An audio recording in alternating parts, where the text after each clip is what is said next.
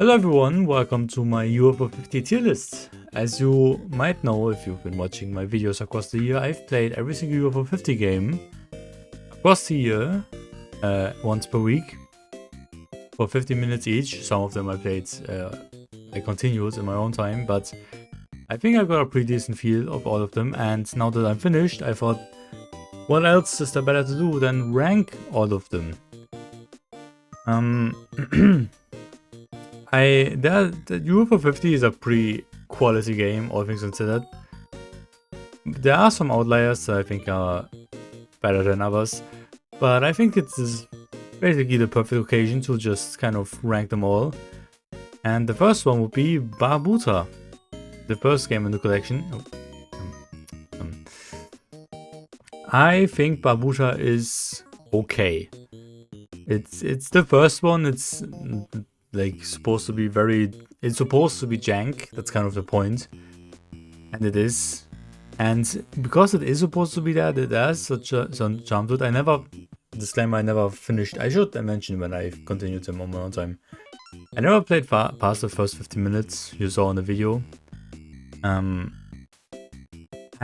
I got the point. It's like a Metroidvania or whatever, but it didn't really catch me. It's okay. I think it's like, I mean, in comparison to other games, it's like, honestly, it's not that great. It's like a high C tier maybe. It's okay. I can see the point, but there's vastly better games in the collection. Secondly would be Bug Hunter. I liked Bug Hunter more than Barbuta. It's like a puzzle game that's mixed with like, it's like Metroid but as a puzzle game or something. And I got the hang of it pretty quickly. I think, not like the ins and outs, but I think I like this one definitely. But the good ones, that's more just like in the second half really. But this one's like B tier. I think it's a pretty cool puzzle game. There's some better puzzle games, but no, that one's pretty neat. Number 3 will be Ninpek. It's like an auto-scrolling. What do I even describe it as? It's an auto-scroller where you play ninja, fight, fling ninja stars at things. I don't really care for high score based games, so this won't be that high on the list. It's like a C tier as well. All the early games are a little bit eh. I had fun for those 15 minutes. I think for the first couple at least. I don't know if I got that far. I'm pretty sure there's more to see and stuff, but yeah, I think it's okay. I don't need to play it more. Next up would be Paint Chase, game number 4. This one, B tier, also a puzzle game where you have to get it's like Splatoon, but it's like a old NES game or something that has similar gameplay, I think. Yeah, you have to like map out the whole screen, or at least as much of it as possible. And the main thing I don't like about this one is that it doesn't have the save system. You have to do it in one run. There's like, I don't remember, like 25 levels or 35 or something. And that's what really turned me off. But there would be a way to save. I think I would like it a lot more. And considering that it's not actual NES games, but a modern game, so you can't really save state or anything. That one that diminished my liking of it a bit more, but you know, it's pretty fun. There's some items and power-ups and stuff, some cute little gimmicks. Yeah, you can have fun with it for like 15 minutes, and that's about it. Next up is Magic Garden. I think that one also belongs in B tier, somewhere here. Probably high B tier, honestly. It's like, I don't know. All of these games are quite abstract to really feel of. It's like Pikmin, but not really like Pikmin at all. What game is that like? It's like Pac-Man, but you have to, but the dots you eat follow you around. It's like Snake. That's a Snake, Pac-Man, Snake, something. It's a surprisingly intricate game with like the star things to where you have to put the slimes away and stuff. It's also a high score based game, so nothing too crazy. But for like a high score based puzzle game, I liked it a lot. It's quite fun. There's like different levels and stuff that also take ages to get to. But you know, pretty fun. Next up is, I think the first banger in this list is Mortol, which is very heavily inspired by Lemmings with some maybe Super Mario Bros. Inspired things. That one's probably my first A tier. I did continue that one on my own. Not that far, I didn't finish it, but because eventually it gets a bit quite difficult. But I really liked Mortol. And I really liked it's like Super Mario Bros. But each death, you know, you have to kill yourself to make way for the next guy. And so I found that was a really cool concept. You bring the lives you have into the next levels and stuff. And it's just pretty great. Don't know what to say about it. I like the gameplay, and yeah. Next up, I guess, is Velgress. I don't know if I'm going through these too fast. I'm trying to make the. I mean, I already said a bunch about them individually in the video, so if you are interested in any one, then just watch that. But I think I give a pretty quick little review of any one game in those videos as well. And that one's like Kid Icarus, Metroid, in that vein. Ice Climbers, you know, Get Up. It's like the Kid Icarus of Ice Climbers or something, you know, somewhere in that vein. I don't even know if I thought about Kid Icarus during the video, but it's much more Kid Icarus than it is Metroid, which is ironic. Well, not ironic, but which is funny because those two games are very linked anyway. They're both dead for one, the series, more or less. Metroid 4, but yeah. Probably high B tier. That one was addicting and pretty fun, but fucking difficult. Just like Kid Icarus. So there's a bit more to it. You can buy upgrades and stuff, and I never made it past like the first 10 seconds of the second level, but you know, I thought it was fun. It was pretty cool. Next up is Planet Zoldath. The first game that actually Mortal, but the first game that really like became a franchise eventually, especially considering it's where the UFO from UFO 50 comes from, the Campanella. Probably like here somewhere. I liked Planet Zoldath when I first played it. I did try to retry it. It's one run, you can't save anything, so you know, after the YouTube video was over and I stopped the game, I had to eventually play from the beginning. I know there are games that have like that same kind of gameplay. It's like Yoda stories from like a older Star Wars game or something. There's other games that have the similar gameplay, but most UFO 50 games are heavily based on things. A lot of them are like mixes of two different things. That's why I named a lot of the UFO 50 videos after, like, this meets this. Planet Zoldath, I was really interested in when I played it the first time. I played it the second time. I didn't get as far as I did in the YouTube video, strangely. And eventually I stopped caring.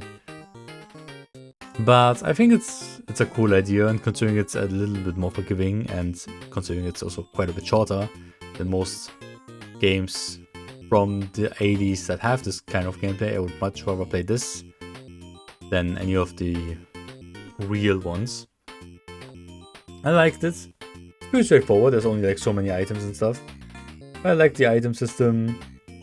It's a bit annoying that you can only have 2, but you know what you're gonna do. I didn't finish it, so you know, but you know, I got pretty far in my first video.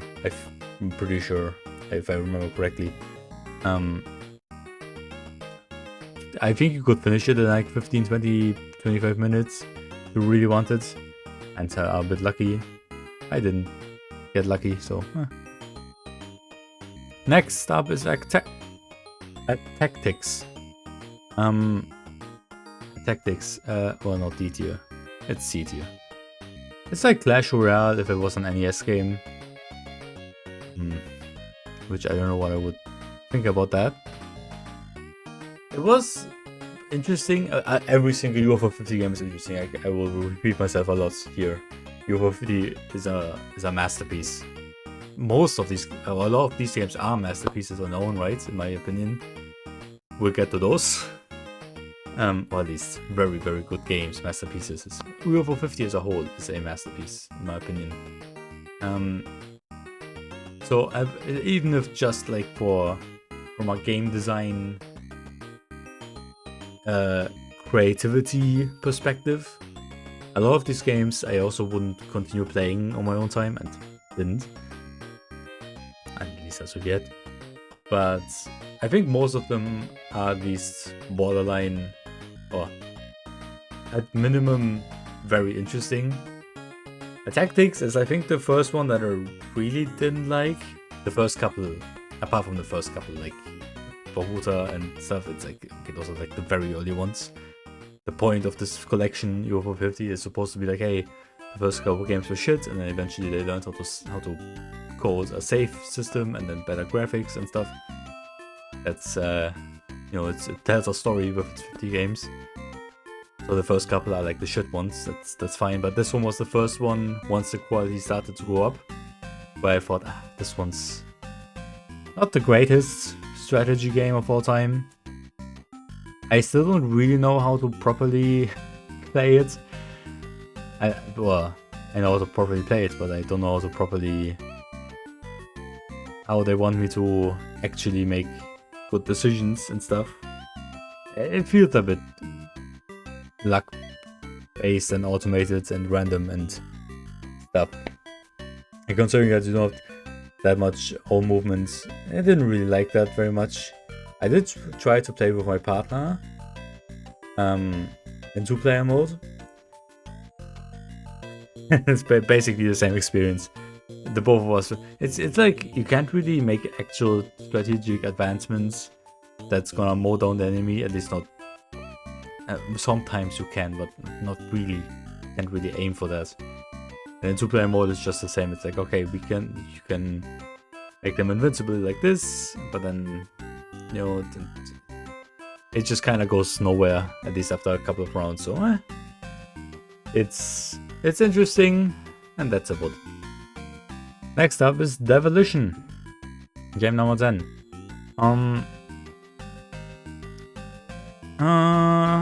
Like here, actually above Paint Chase, come on, and Paint Chase and C, come on. I'll probably go through the whole list once everything is sorted. To sort out the outliers again. Let's see here. And okay, fine. Devilition. Kind of like one of those automated machine things. What's it called? Like Crazy Machine or something? As an NES game. Actually, it's supposed to be a computer, but obviously it's supposed to be like NES games. I had my fun with it. I think I tried playing a few... Well, the main thing I didn't like about the game is how you're supposed to... Like, the core gameplay is fine, just where you are supposed to get to. I think it's high score based, but you can like win, so to say. And like you have to survive 10 rounds, so by the 10th round you have to get a certain something. I forgot. And that I didn't really like. There was something about how to win the game, period, that I didn't really like. But core gameplay, if it was just high score based or something, or just randomized, you have some rounds of this gameplay. That was pretty fun. You know, there's not too much to say about it. It's okay. It's pretty fun. Occasionally, or at least at the beginning or something, can be. Yeah, I don't know where I'm going with this. It's okay. Not much to say about it. It's fun. Next up, however, is Kick Club.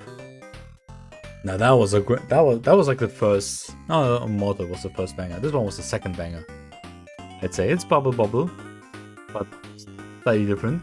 Like most games in this collection can be described as.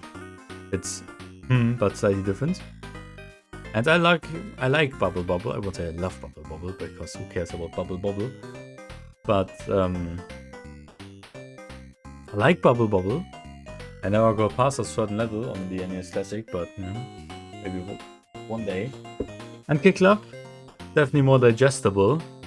The Bubble has 100 levels. Kick Club had like 40, I think, and it generally is a bit more, you know, modernized. It's supposed to look retro, but it's not retro. That's the whole point. There's boss fights. There's like different themes in the worlds. And I like that you have like ammunition in the football and stuff. You actually have to get the football. That's an interesting spin on the whole thing. I don't think I ever got past the third world. I think I got into the third world once, but it's also a bit of a bitch to complete. But games where you can't save but you have a completion goal are always like that. So Kick Club, definitely an A tier. I did try to complete it. I couldn't. Next up is Avianos, which, honest to God, is my first S tier. I surprisingly really like Avianos. Avianos? Something like that. Which is strange because if you open the game for the first time and you look at it, you know, like the map generates and then like a bunch of shit happens and it's like, okay, it's your turn. And I was like, oh no, it's one of those games. Like, I have no idea what the fuck is going on. What the fuck does any of this mean? And I don't care and I don't wanna, but I said, okay, the whole point of this video series was I'm gonna play these for 15 minutes no matter what. And I did. I just tried to think my way into it, and after like 60 seconds, after like 2 minutes maybe, I understood the mission, the goal. It looks much more complicated than actually is. It's actually a pretty simple game. I've seen other YouTubers that started this game up and were immediately scared off, and I perfectly understood it. If I would play it on my own, I would have probably acted the same. But I'm so glad I brought myself to actually play it, because it's fucking great. It's a really great strategy game. I also played with my partner and we had a blast. And like really good two-player game too. I think I also played it a lot more on my own. It's like my third Heist play game or something. Or maybe fourth or fifth or something. I love the strategy aspect. It's a really cool RTS game. Is it a real-time strategy? It's a real-time strategy. It's round-based strategy, but turn-based strategy. Is that what it's called? Something like that. I wish there would be a bit more to it. I wish it would be a bit more not more complicated, but I wish there would be more scenarios or something. Well, a scenario mode of sorts, but yeah, it's cool. Rakshasa, my beloved, it's the best. S tier, definitely. But it's not. I wouldn't even say it's like my most favorite game of the bunch. Like top 5 or so. But it was really I'm mostly surprised by how much I ended up liking it. Anyway, Mooncat, game 13. That one I want to put an A tier, mostly because of how genius the concept is. I think Mooncat is more of a social experiment or something than an actual... I mean, it is an actual game, but I think the points... Mooncat, I think, is mostly more of a practical joke. You know, if you just look at the first 10 seconds of the game, you start on the left side on a cliff. You want to press the right arrow on the D-pad, and he walks to the left, and then you press the left on the D-pad, and he still walks left, and you're like, okay, I press buttons. You press A, he walks to the right, and you're like, what the fuck is going on? Those first 10 seconds is what made the game for me. I have no idea what the game is about. What the fuck you even play as? What is this? What is this creature? No idea. Also surprisingly grim, there's like skeletons and shit everywhere. There's some deeper and like the gameplay itself. It's like, I think the experiment is, I think it's more of a social experiment, as in, if the day video games were created, whoever was in charge of deciding on the controls of Mario or whatever, what if they would have decided completely differently? Because nowadays, every gamer can pick up a new game and you know left stick is to move, A is probably jump if the game allows you to do that, X and A or Y and B or whatever, then sprint and jump. The right stick is probably for the camera, you know, all those things. And I think the purpose of Mooncat is more of a... This is like having to learn how to ride a bike again. What if controls weren't how you're used to, how we are all used to, and instead just something completely different? With the same controls, or with the same controller, but just different controls. And what would that be like? And I think that's the purpose of Mooncat. And just for that, I put in A tier, and then like when you press like left and then right, or like the left side of the controller, and while you do that you press the other side of the controller, you'll make a jump, and then if you press something again, you make a stomp, and that's how you jump on enemies. And you can slide somehow, which I forgot to, and just for that creative cool thing that Mooncat is, I'm gonna put an A tier. Not necessarily for the game.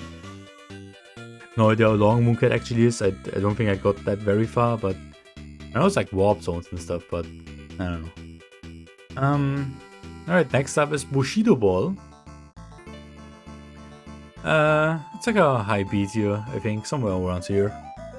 Just a sports mini game as Samurai and the like. I also played that one with my partner. I think we played all the 2-player games together at one point or another. Yeah, it's cool. And again, not a game that I can't say too much about. It has some cool mechanics, surprisingly deep, with like different moves you can do and stuff. Just fun, addicting. Yeah. That was, I think, the first time I broke the rule of 15 minutes and that's it. By a huge margin at least. I recorded for like 40 minutes or something just because I wanted to defeat the next enemy. And that fucking bitch wouldn't let me, but hey. Yeah, it's pretty cool, Block Koala. Next up, another puzzle game. And this one...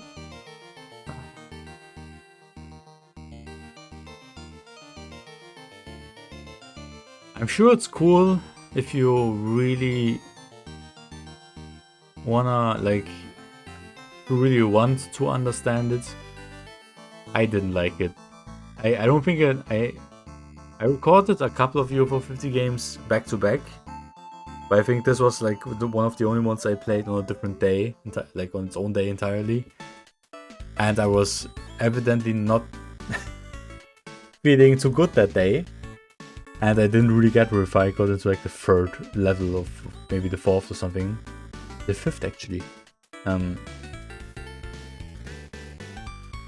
I just couldn't get, I couldn't think of how to do it. It's I'm sure if I would get into it, but just because I actually need to put some of them in detail, at one point or another. I think that one was my first. That was a really that. I don't think it was bad. I don't like it. On the completely other end of the spectrum is Camouflage, which I'm gonna put in. I'm gonna put in S tier. It's like very high A tier. I think it was the first game in which you could save. Well, I mean, Mortol and Avianos had save features, but nothing too crazy. That was like the first one with like a world map and level progression that you can save and stuff, which is already a huge plus in my opinion. But it's also just a really fun puzzle game. That's the first one. Well, the first one in this series, no, not the first one I did, but the first one that I completed on my own. I 100%ed Camouflage on my own time. I don't know if I 100%ed it. I did every level at least. I think I got everything. Maybe I gave up eventually. I'm uncertain right now, which probably means I gave up on the collectibles eventually. But hey, I finished the game. Oh, it was really fun. Quite tough, especially when you get the youngling. Also pretty short. It only has like 12 puzzles or something, but great game. You know, this is the kind of stuff that if that would just be its own indie game on like Steam for like $4.99 or something, yeah, I can easily see that being a success, or at least still a liked game with mostly positive reviews or something. This could be its own indie game with maybe like twice as many levels or something, but that's like the kind of concept that could just be its own thing for sure. It's great, pretty short, which I welcomed, because if I would have done more of that, I would have probably went insane eventually, but Next up, Campanella. The first game in the Campanella series. I mean, Planet Zoldath technically is, I think, but Campanella is like high B tier, I think. I think it's pretty snugly there.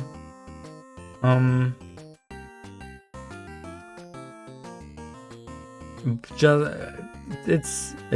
controls surprisingly well. If you look at it, it looks like a game that looks like ass to control, but it was surprisingly easy to control, I think.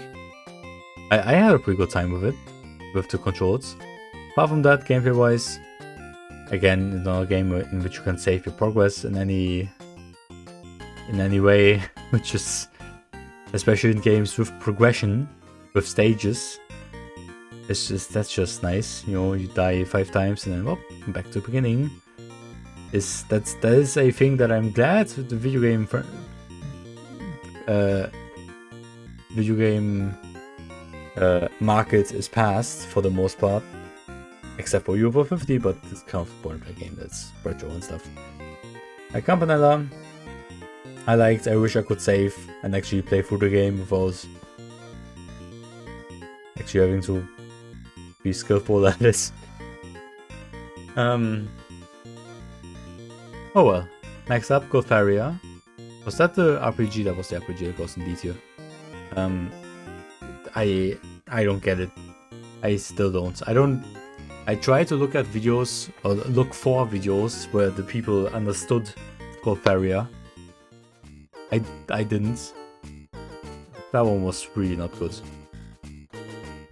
Technically, I can excuse bad games within UFO 50, because that's just kind of the point. UFO 50 is the game. The games in UFO 50 are supposed to tell the story of this fictional. It's like an ARG in a way, and I get that the actual gameplay package of UFO 50 are these 50 games. But I can excuse bad games within there, because it's like that's when they made the first mistake, and that's why they went bankrupt eventually. You know, I can see that. You know, that they made some mistakes along the way, and Golfaria was like, I don't know if it was a hit. They have like 2 sentences worth of history, each of the games.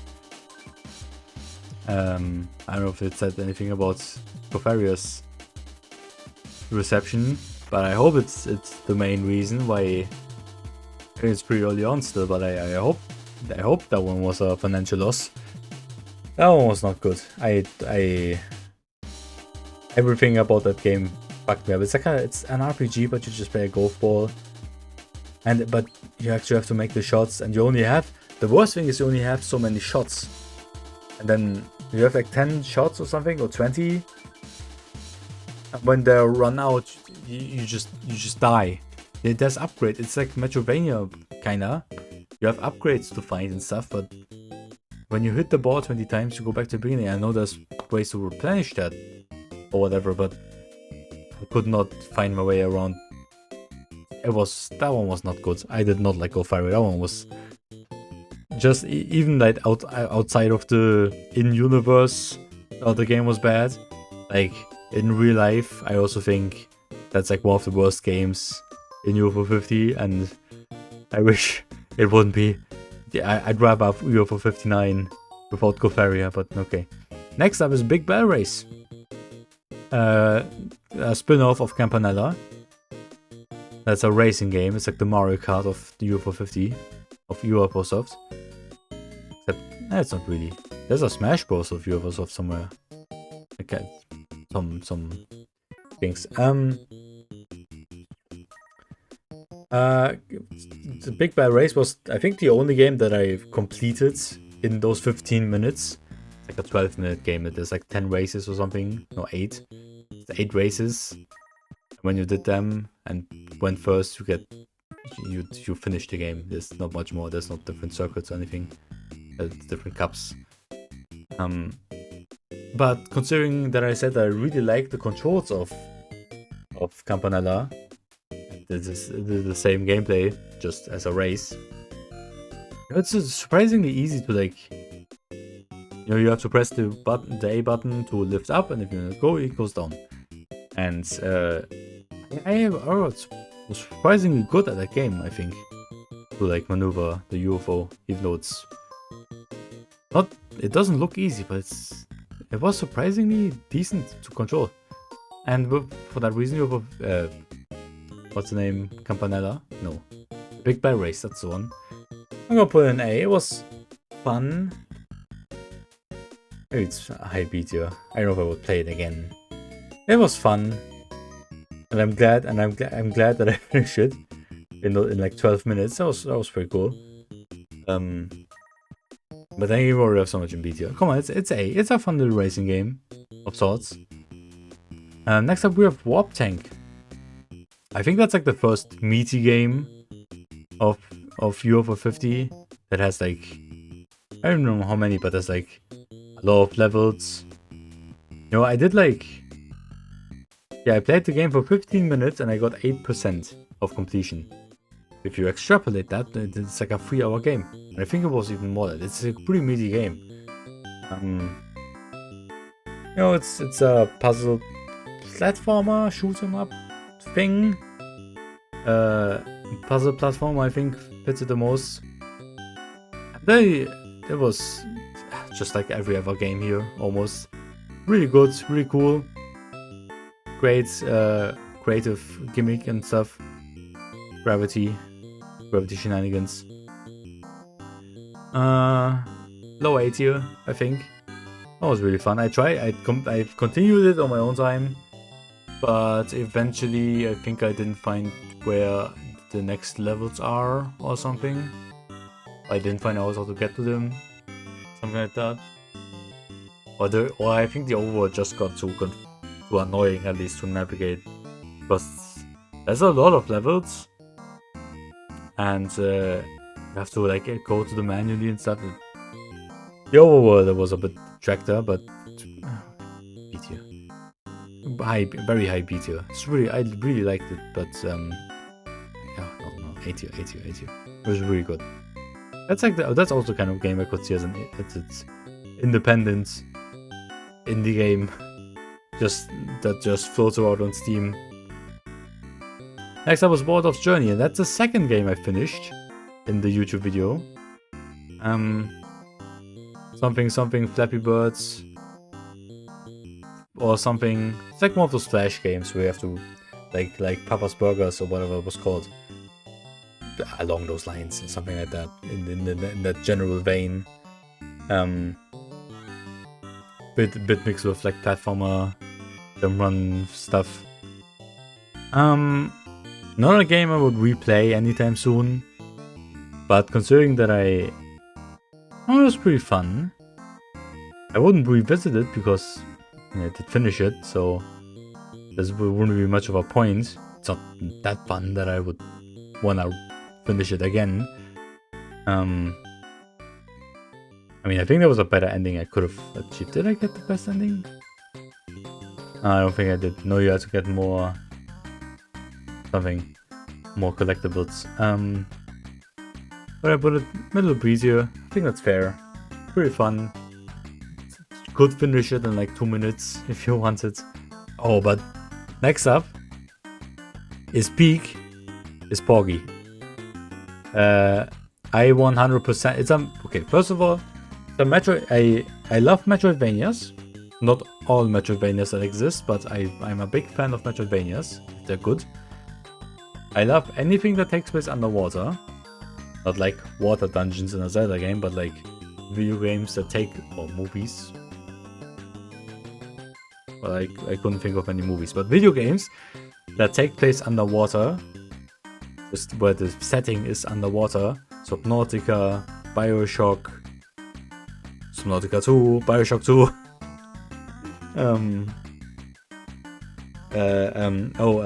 That one horror game whose name I always forget. Where you switch the body where you switch your mind into another body and stuff. What's the game? What was it called? I forgot. But it's a great game. It does more, but get the point. I can't think of any more, but it does more that I really like. Some strategy games that take place where the setting just is underwater. Noodle Knots was a great little game. Everything that takes place underwater is peak in my eyes. I just like the atmosphere, especially when you get into SpongeBob, the TV show. I mean, I grew up with it, not nostalgia, it's funny, all of that things. But just the vibe, the environment, especially when they get into like rock bottom and stuff, and like the trenches, and you can't see anything else.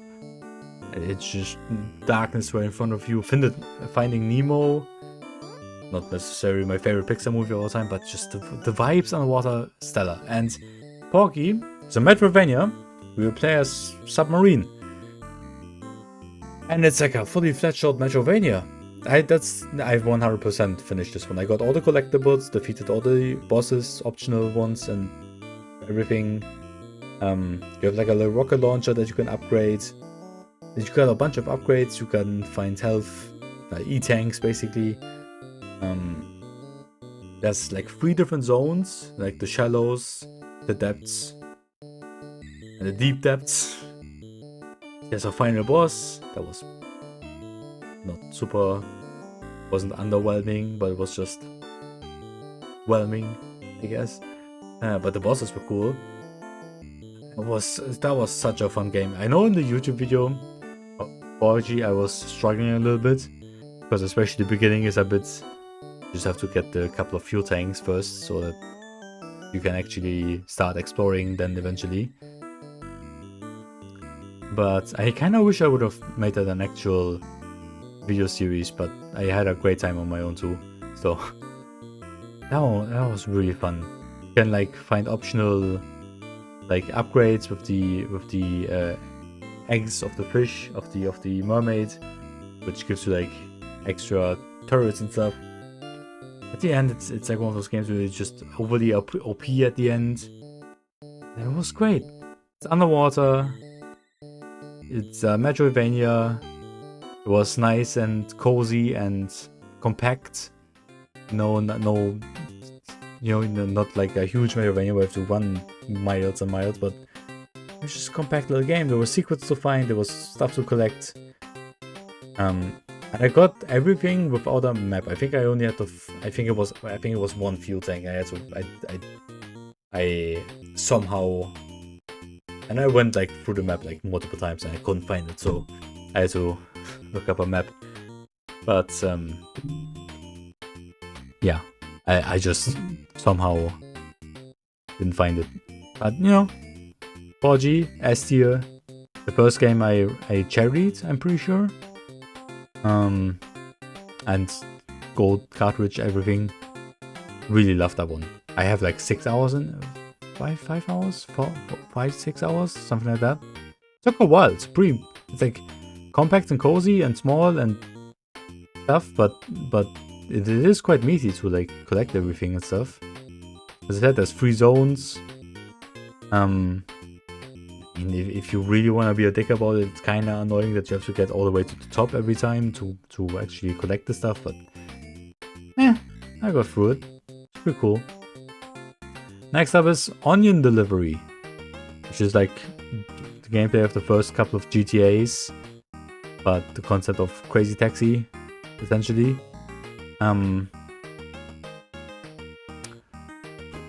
Like here somewhere, around here. I think that's fair.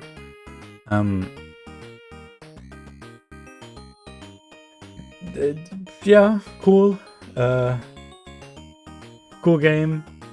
Not the game I had the easiest time with. The controls are a bit.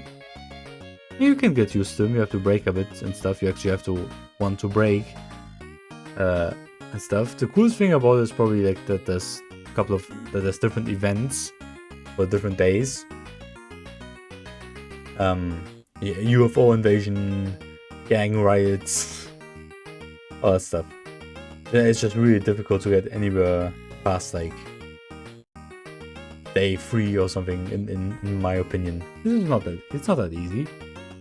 Next up is Caramel, which is like Gradius, but can take photos. Effectively, it's just a Gradius game, except that you can freeze certain things sometimes. You have like a cursor in front of you where you can snap a photo, and then things that are outside of the photograph get frozen, and in some certain instances you just interact with. You can make something happen when you take a photo of it. Usually it's just for points or something, but sometimes you have to do that to like make a boss vulnerable or something like that. Nothing too crazy. Essentially, it's just a Gradius game, or Life Force, or Salamander, or whatever you want to call it.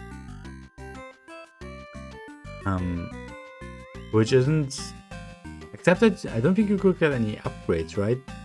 Maybe you could, but I don't remember. I'm not the biggest fan of such shoot 'em ups anyway.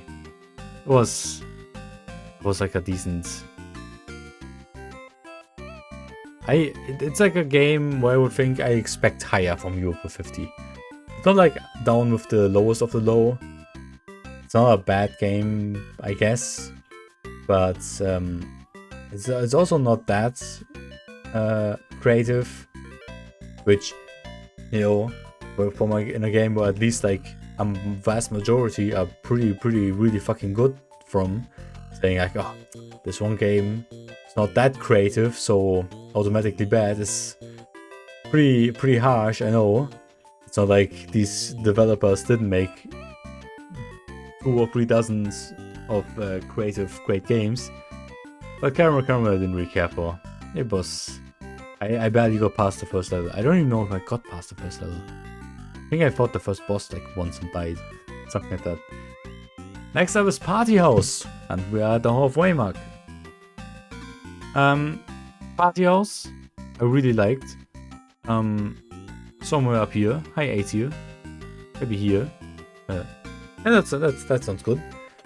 A puzzle game of sorts. Well, it's like a it's like a deck builder. It's like a deck builder / puzzle game.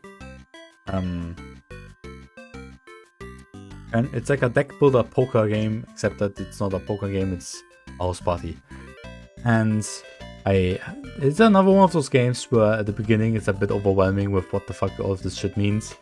But just by playing like 2 rounds, like 2 minutes, you get the hang of it. If you just pay attention and actually want to understand it, it's easy enough to understand. I really liked it. You know, high A tier. I think that's mid A tier so far. I think that's really good. It was a really fun game. I think I failed the first scenario in the YouTube video by bad luck. It was like a 50-50 chance to win it. I missed. I think I retried the scenario and I won it eventually. But on my second try, I mean. I don't think I continued it that further. I wasn't that far into it. I didn't like play over 50 for hours upon hours after I did all the videos. But the select games, I did continue on my own. And this was one of them. And I really liked it. It was really fun. You know, I had a bilateral phase, a very small one, but you know.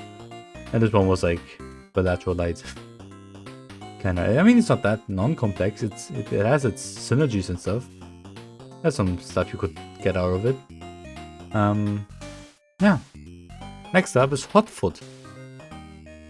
Kind of similar to Bushido Ball. It's like a sports game. You know, left side, right side.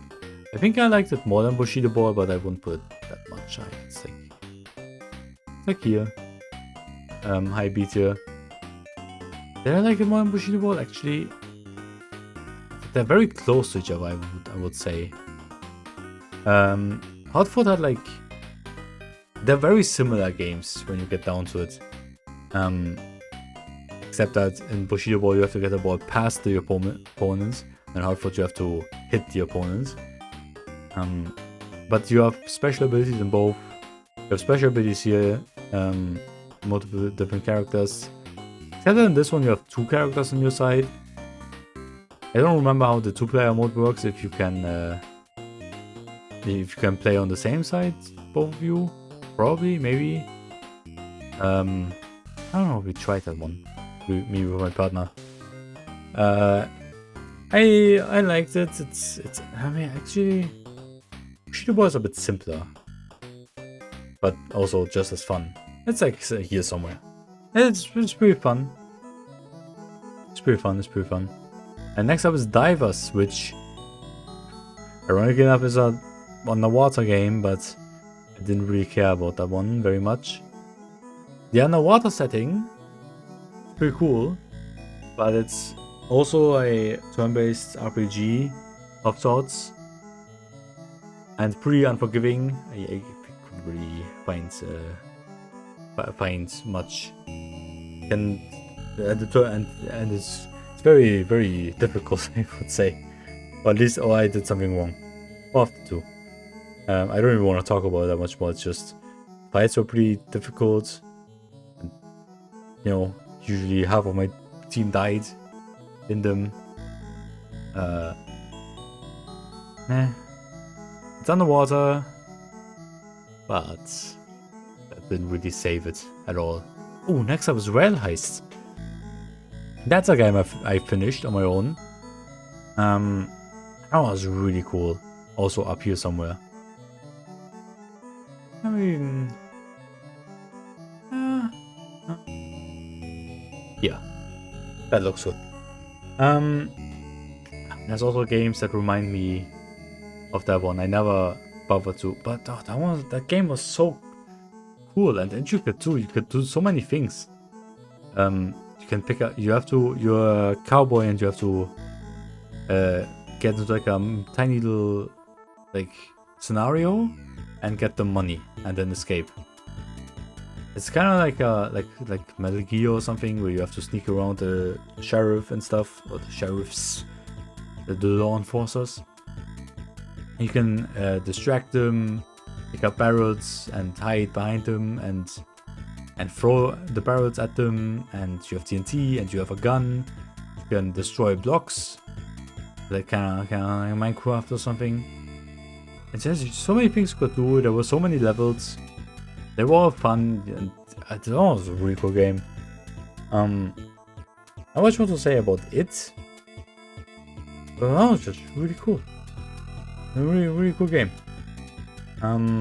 Next up is Vainger. That's a game I really liked in the first 15 minutes in the video. I did continue it on my own time, and it's kind of like it's Metroid, except that you don't jump, but if you press A, it flips the gravity for you specifically. And apart from that, it's basically as if it's a Metroid game. Metroidvania, open world, more or less. Can collect things and stuff and everything. And I thought it would be the perfect kind of game that I would want to continue, and I think it would be. I just haven't gotten around to it yet. I did continue it a bit on my own, but it somehow lost me again. There's nothing really wrong with it. It's as if it's a Metroid game, just with a twist. I'm gonna put it in. Where's Warptank? There's Warptank. I mean, honestly, I wanna put it up here, continue for like an hour or something, and I still felt like there's much more to do. I didn't continue that much further. I honestly, I mean, it's probably one of the best games of the collection. It seems like a fully fledged open world Metroidvania. Open world. It wasn't that open world, but fully fledged open world Metroidvania. Jesus, that's the word I want to say.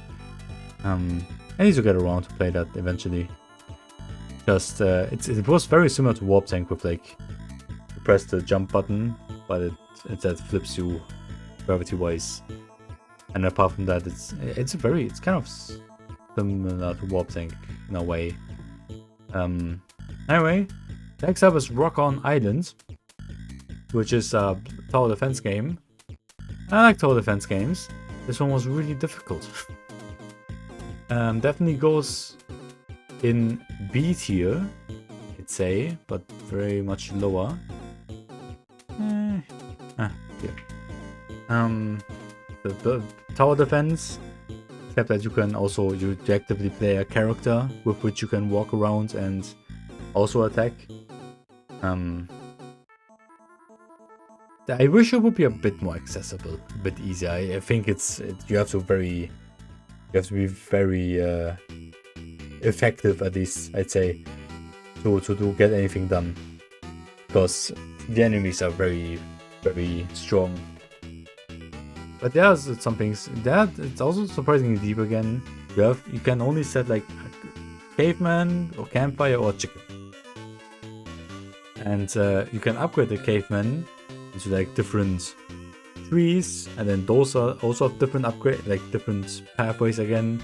You can give them a stick, and then you can make that into a pointy stick, or the stick becomes something else, or you can give them a stone, and then you can upgrade the stone into a wheel, or whatever the other thing was, a big rock, I don't know. Or you can give them like a slingshot and then a bow or something else. Like there's like branches and branches. That's pretty cool. As I said, I just really wish it would be at least in the beginning a bit easier, because I did try to continue it, but it becomes so annoyingly difficult so quickly that I had to stop eventually. Next up is Pingolf, number 31. Just a golfing game. Sideways golfing game. Not an RPG, it's just a normal golf game. It's golf with your friends, but to the also whatever. I mean, you also have like a bounce ball thing, and in golf with your friends you can jump, but in this one you have a dunk more than a jump. I'd say that was pretty cool. I don't know if A tier. Actually, A tier. I know what I said in the YouTube video, but I did finish another round on my own. I like Pingolf. Goes on a bit long maybe, but Oh, yeah, pretty cool, pretty cool. Just a golf game. There's not much more to it, but it has its moments. It's pretty cool. You can perfect the holes and stuff. Especially the dunk. That one can be very very effective. Next up is Mortol II, which is the first sequel.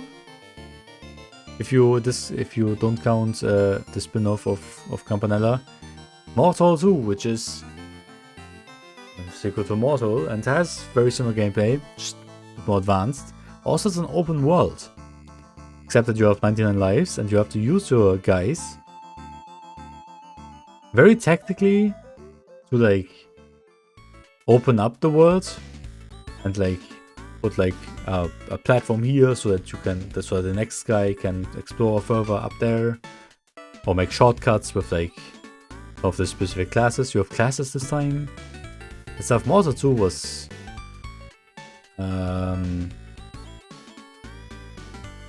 I would say it's better than Mortal 1, but I don't think it was that high up for me. Maybe I would say Mortal 2 is. And then again, I mean, I didn't finish it at all. I don't have the I don't wanna continue it very much. I played it for those 15 minutes and played like a little bit more, 10 minutes, 15 or something. And I did look up at the map how big the open world actually is, and it's not that big. Pretty compact. You can explore it pretty not easily, but no, it's not a huge task to play through the game. I assume I would think so. And but I didn't really have the didn't get myself to do that. But I would say it's a really cool game. That's what I'll say. It's one of the best games in this collection. Just because of how I think it's a really cool concept. I just need to bring myself to play it eventually. It's like down here somewhere. Like maybe it's better than Pingolf. Yeah, around here somewhere. I should play that eventually. Next up is Fistel, and I can go into D tier. High D tier, sure, but it wasn't bad. But it's like Streets of Rage or whatever else. And I don't care for beat 'em ups. I was annoying and I didn't have a good time with it. It's probably not D tier material, but actually divers can also go here. Screw divers. It's not good. Yeah, Fistel. I mean, maybe for beat 'em up fans it's actually something, but I don't get the point of beat 'em ups. I don't like beat 'em ups very much, and this one was like not the one that saved this genre for me. Let's just continue. Overbold. Oh, that one's also good. That one I also finished on my own. And that took me ages. I think that was one of my...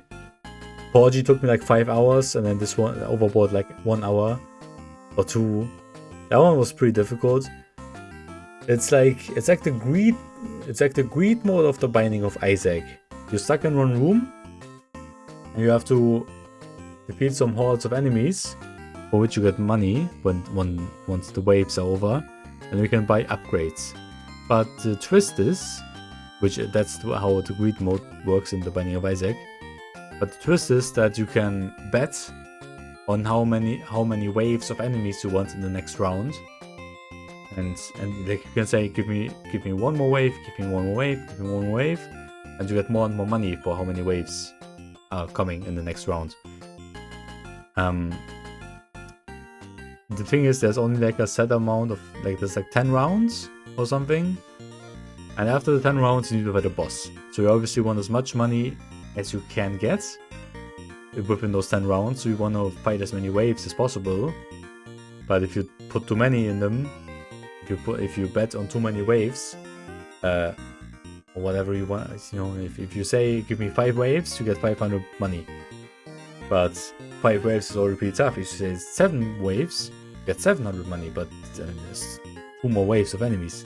And those, they just spawn every 5 seconds or something, so you have to actually kill the enemies quickly, or else they'll just swarm you, and the more waves there are, the more difficult it gets, and that was really cool. Because you really want specific upgrades. But like, you know, getting them is not that easy. Sometimes there's sales, but that was not really something you could work with. And I was really determined to finish it, and I did. It took me at least one night of calming myself down, because it was not easy. It is not an easy game. Not the hardest in the game by a long shot. You do have a mine. You have like a bomb that you can also upgrade. That one was really... Don't underestimate the bomb. Upgrade that one. That one was really useful. The thing is, your lives. You have very small... you have very few lives. As in, you have very little health. Unless you upgrade the health, you die in one hit. I'm pretty sure. At least for most enemies. And that robbed me of patience sometimes. But hey, Overbold.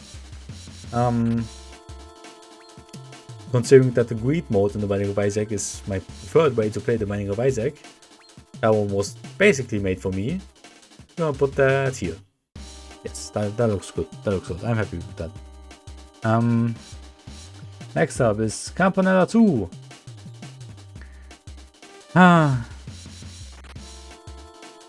Yeah, maybe. It wasn't bad. I had the same gameplay as Campanella 1 and 2, the same controls at least. At least the main. That one was weird. I understand the gameplay and it was fine. I just didn't really care for it. Now, like instead of like the one screen levels that Campanella 1 had, this one's like these have much bigger levels, almost open world-esque, but not really. Just like, you know, the level is much bigger and free to explore. I just have to collect a certain amount of things in the level, but then the door opens to the next level, and then you have the little 2D passage, or 2D jump run side-scroller passage. But where you play like the pilots, and that was weird, and you get that was odd. Not that I hated it. I just need to put some things in C tier. I can't put everything in A and B. You know. Like I can see myself playing a few more rounds, but I don't see myself enjoying that game much more. It was okay, but it was eh. Next up is Hyper Contender, which is honestly really good. Probably not like super good, but I don't know, up here somewhere.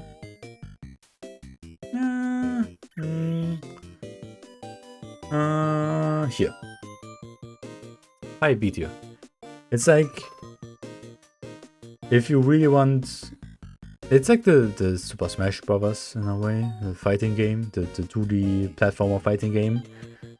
The twist of this one is that there's like 8 playable characters or something, or 10, but all of them have an entirely different way that they traverse the map, the stage, the battlefield. They all have a different way to move. One of them, like, they don't just jump. None of them have a jump. They all have a different take on how to get vertical and or horizontal movement. One of them has a grappling hook with which you have to swing. Another character has the gravity flip mechanic from another game, which's name I just forgot. No, it was this. No, it was this one actually. And then there was a character that just had like a jump. One of them had a jetpack, as in like a charge jump, I mean. And that kind of stuff. And then they all have different attacks. Just one for the most part. They all have one different kind of vertical traversal ability, and then one attack that is also different for all of them. And that's just really cool. I think there's certain characters that are much more annoying to fight than others, and much more better than others. But for the most part, I also finished that game. I don't know if it was on my own or in the video. I think it was on my own. Yeah, it was in the video I lost. Okay. But in the final level, so I almost won. But I did finish the game on my own. I liked it. It's pretty cool. It's pretty cool. Not like the best game in the collection, but it has its staying power. Next up is Valbrace, the Dungeon Koala. And Dungeon Koala is not necessarily my vibe or my gameplay, but I've had a lot of fun with it. Probably around here somewhere. Low A tier, maybe above Pingolf. I see this. I also continued on my own. The only exception is that the twist of this one is that the fighting areas, the fights, are a bit more action based, a little bit more real time fighting stuff. I don't know what else to say. It's cool. It's a dungeon crawler. You have magic, you have items, you have an inventory. As I said, just the combat is real time, and that was pretty cool. Yeah, I didn't finish it. Finishing it is also a bit of an investment, but I would say more about it, but I don't have much more to say about it. Next up is Rakshasa. Can't go straight to detail. Right. Kinda like Ghosts and Goblins. Or you know, something like that. Actually pretty... I think Ghosts and Goblins is probably the main inspiration. The twist here is that when you die, you get a little mini game where you can revive yourself, which gets more and more difficult the more often you die. But apart from that, that was like a cool thing the first time I did it. But apart from that, I didn't really care. You have a couple of different attacks, but I also don't like Ghosts and Goblins, and well, it's like Contra, you know, one of those bullet hell side scroller jump and run thing. Yeah. And this one was also like fucking difficult and just annoying. I didn't really like it. Star Waspir.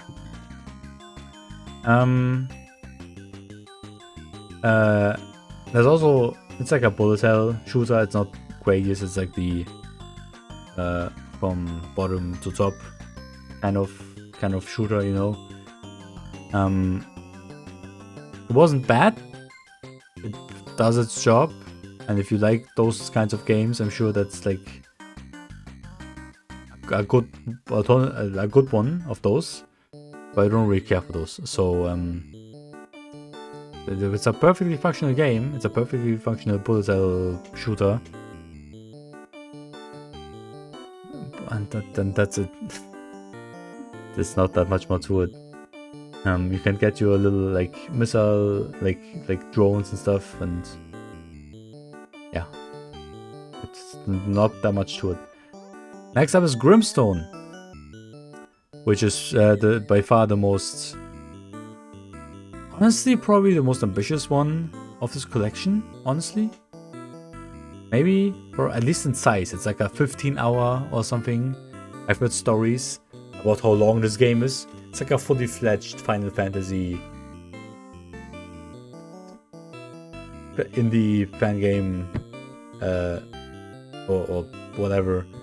It's like a fully fledged RPG with characters and dungeons and items and everything. And it's like, I've heard it's like 8 or 10 or 12 or 15 hours long, something like that. It's like a fully fledged Final Fantasy RPG just in here.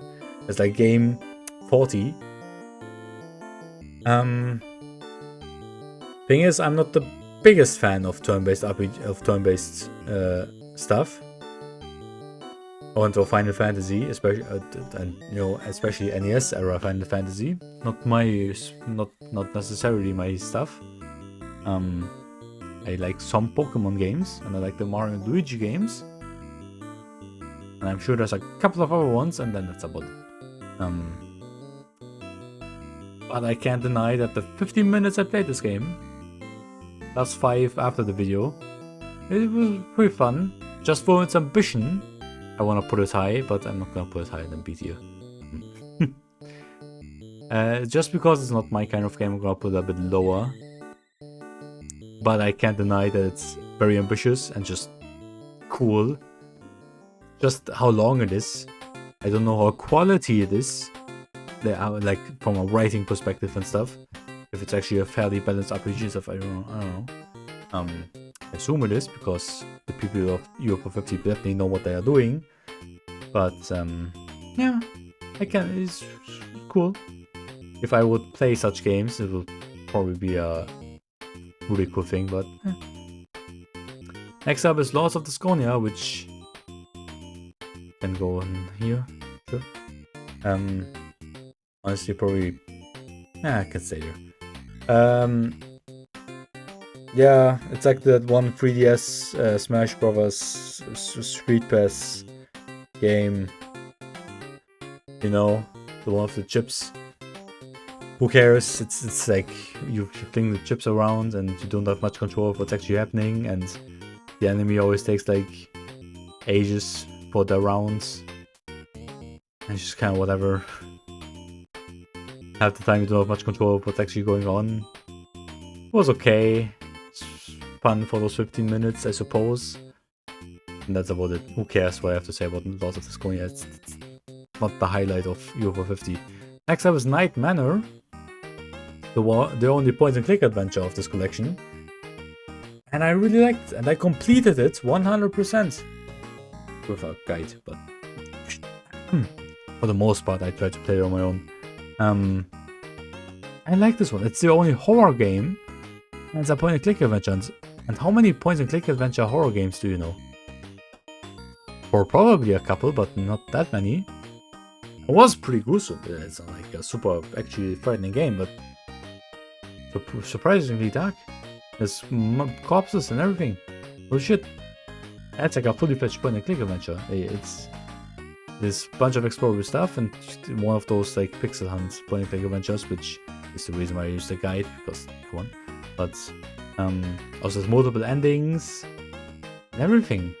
And there's a killer chasing you, you know, just an imagination of a Jason Leatherface kind of guy, and he constantly chases you. And sometimes he appears and you have to escape and stuff. It's pretty cool. I like point and click adventures.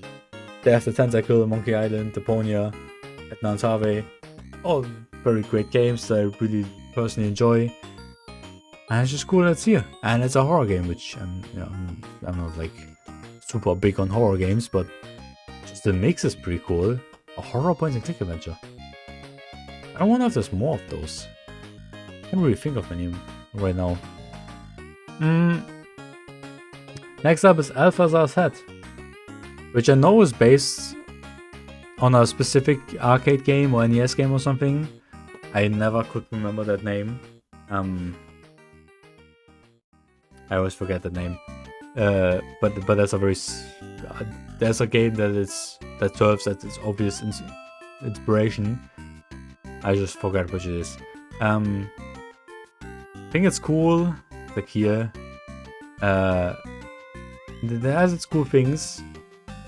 You can get different upgrades and everything, but it's also a bit of a bullet hell, and I don't know. Didn't really care. I like the upgrade system and stuff. The second level was absolute bullshit because you just walk off. It's like takes place on a train.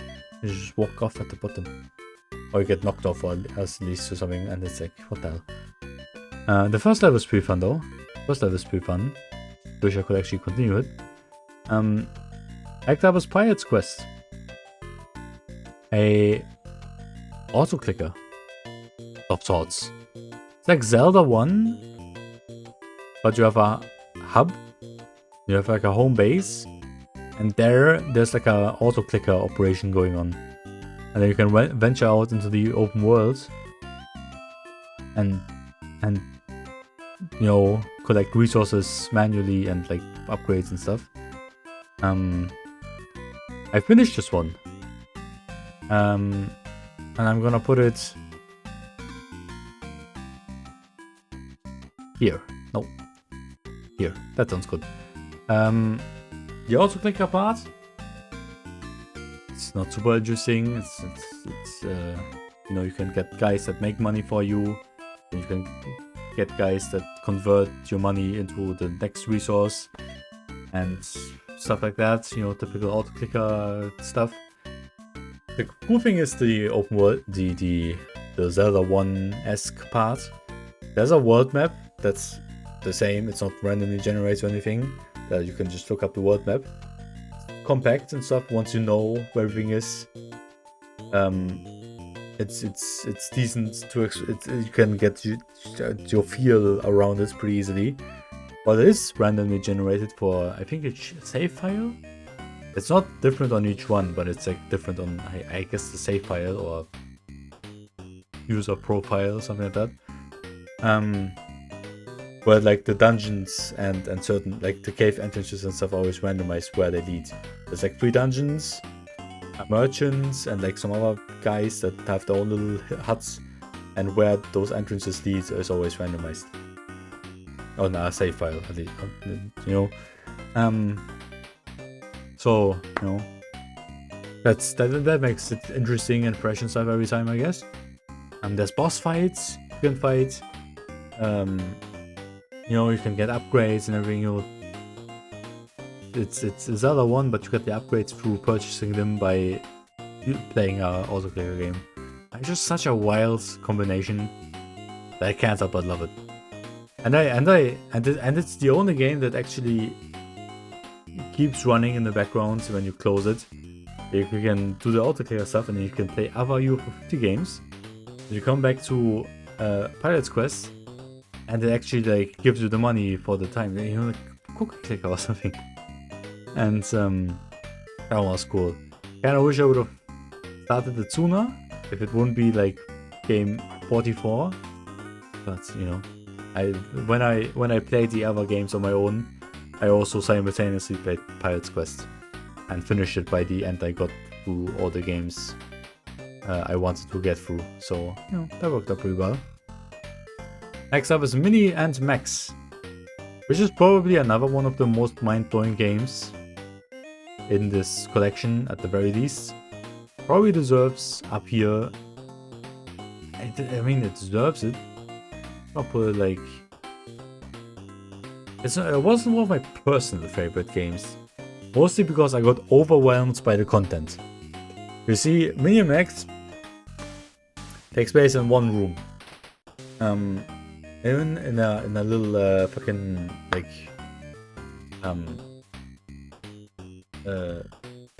what do you call those, like the pantry or whatever. But Mini figures out that you can shrink herself, and then this whole room, there's like a potted plant and a bookshelf and lamp and like another bookshelf stuff, and you can shrink on any of those tiles, and then you know, you just, you know, that room becomes like the giant open world, and there's like characters and everything. It's like a jump run, like a, you know, 2D jump run Metroidvania, something like that. You can get upgrades like in the Metroidvania and stuff. There's like storylines and quests to do, and eventually, pretty quickly, I think did I get that in the video? Maybe, I think so, maybe not, I don't know. But eventually you get the upgrade to shrink again, which makes every tile in the open world, in the shrunken world, another screen.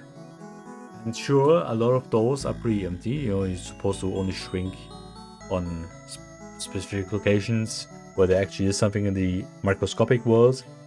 If you just shrink again in like most any random tile, I think there's not too much to do in a lot of those.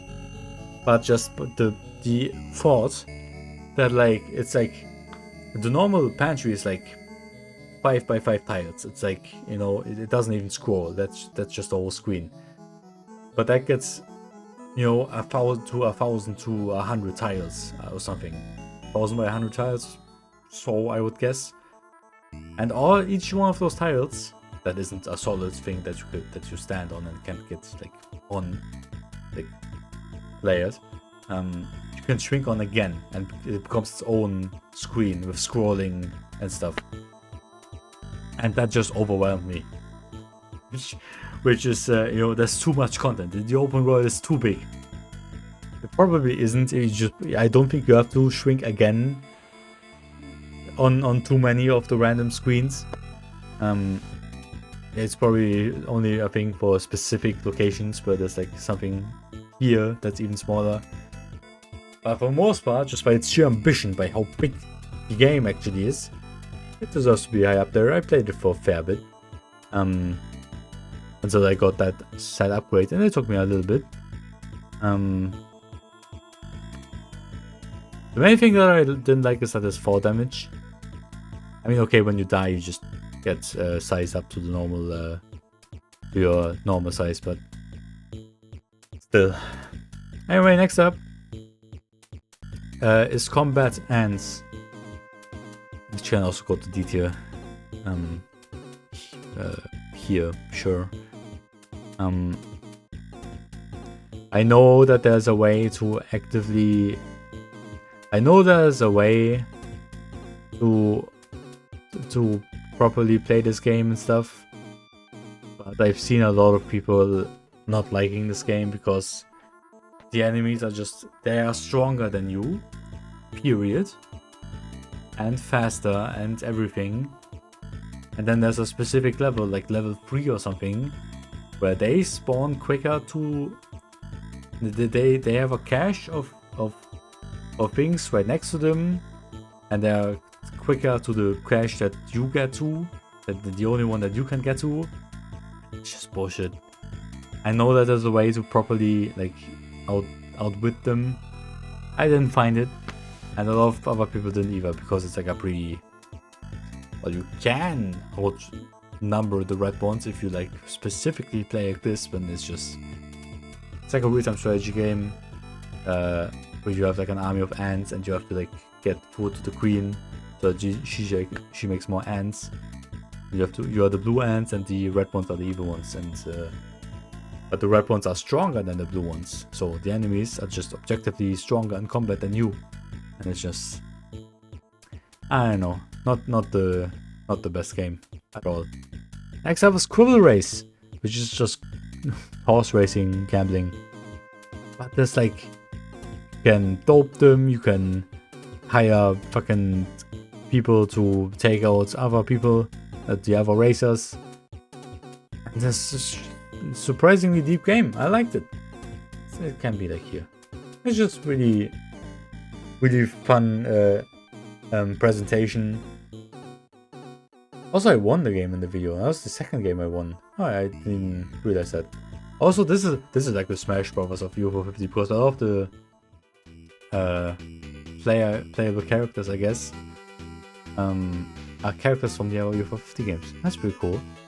There's the one from Overbold, and the pilot from Pilot's Quest. You get the driver from Onion Delivery. Some other guys, I'm pretty sure. That's pretty cool. And not much more than that. It's just really fun presentation. Horse racing, gambling stuff.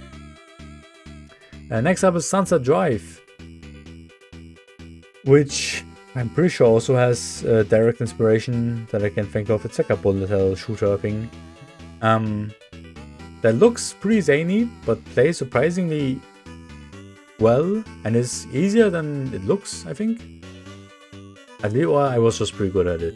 Could also be the case, I don't know. Like a high B tier, I think. Nothing too crazy. Here. I liked it. Pretty cool. There's also like the mechanics if you drift, or as in slow down, I guess. can charge up your weapons again, and then you can, so you also always have to drive left and right to always keep your weapons fully charged up. So it makes you actively like, move around. So that's pretty cool. Yeah, that's it. You just shoot at enemies and don't get yourself shot. That was pretty cool, Next up is Campanella 3. People don't like this one, and I don't know why. It's not... I think it's my favorite Campanella game, outside of the Big Bell Race. Campanella 1, Campanella 2, Campanella 3, yeah. But like low A tier. Maybe, actually it's here. It's here, yeah, that... Maybe, what was that? That's Campanella 1. Campanella 1 can go lower, much lower. Why did I put that so high? Did I want to put it here somewhere? No, it was too early for that. I think Campanella 1 can easily go like here or something. Campanella 1 was not that great. But 3! That one was cool. That one was 3D, kinda. Also pretty difficult and everything. Actually, that one can also go a bit lower. Here. Here. There's different layers, and it's a shoot 'em up, but it's in 3D, kinda. Just like you can shoot forwards when they're coming at you, but then eventually they're next to you. You can also shoot to the sides. Bit difficult to properly see everything and stuff, but I don't know. I thought it was pretty cool. Middle easier, yeah, that's fair. And the final game is Cyber Owls, the 50th game of UFO 50, which, as a celebration of this whole concept, is like another 5 games in one, kinda. There's like one level that's a homage to Metal Gear, one that's a homage to Battletoads, one that's a homage to like Contra, and then there's like other ones and stuff. Just now a bunch of games in one. Which just the perfect finale to a game like UFO 50, I would say.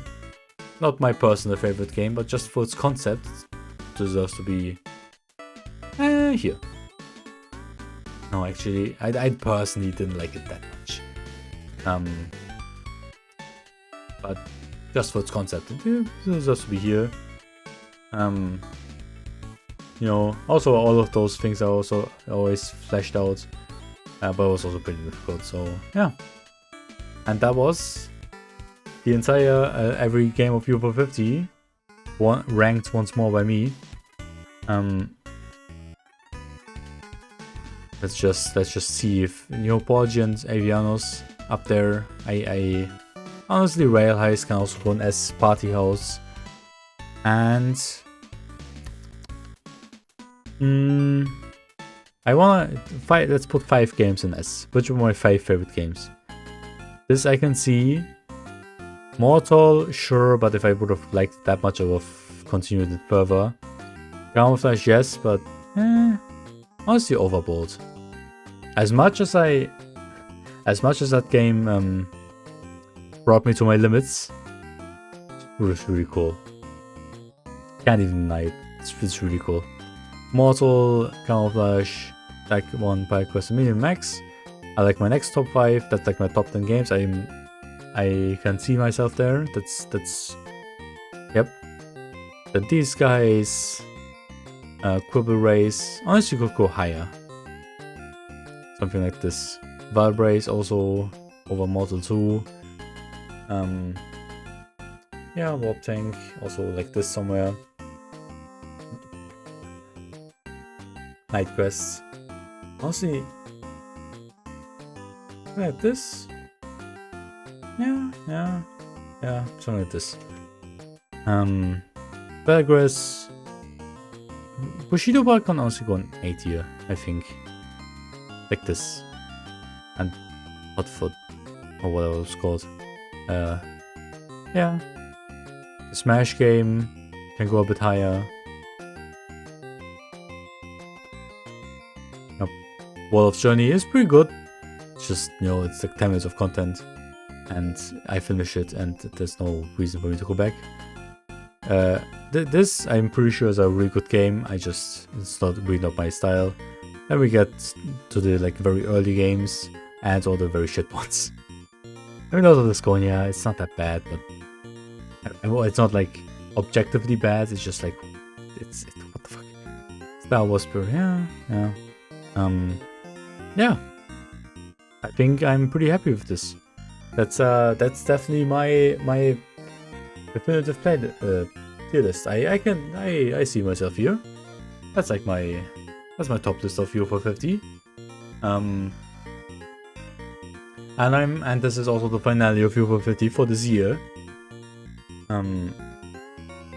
Also, that's technically the 51st game. That's like this ARG and stuff, but it's not in this tier list, and I didn't make my own one, so it would be like, I don't know. I didn't even finish it. Was okay. Was kind of just like an experience more so than a video game, but just for it that it's kind of cool, I guess. BT or something. But yeah, this is my over 50 tier list. I'm pretty happy with it. Let me know what your favorite games are from UFO 50, what you games enjoyed, what you games didn't like. And I'm really glad I did this journey throughout this year. It was a really cool project, and I'm glad I came up with it to do and stuff. Wasn't the most successful project throughout the year, but I think it had a nice vibe to play one game every week. That was pretty cool. I'm sure I already have an idea what to do for 2026. One game per week.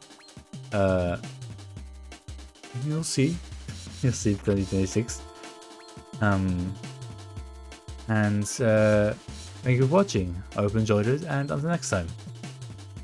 This is the last video of the year. I don't think so, but you know, thank you for watching UFO 50 throughout this year. I hope you enjoyed it, and until next time. Bye bye.